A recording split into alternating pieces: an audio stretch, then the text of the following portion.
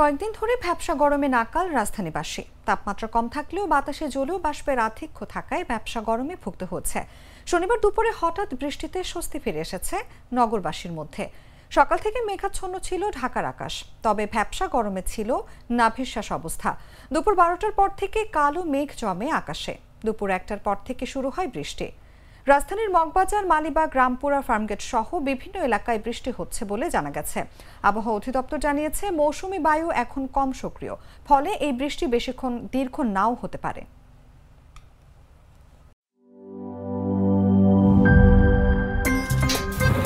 আমার একটা স্মার্ট সিদ্ধান্তে 25% গ্যাসের খরচ কমেছে। ভাবছেন কিভাবে?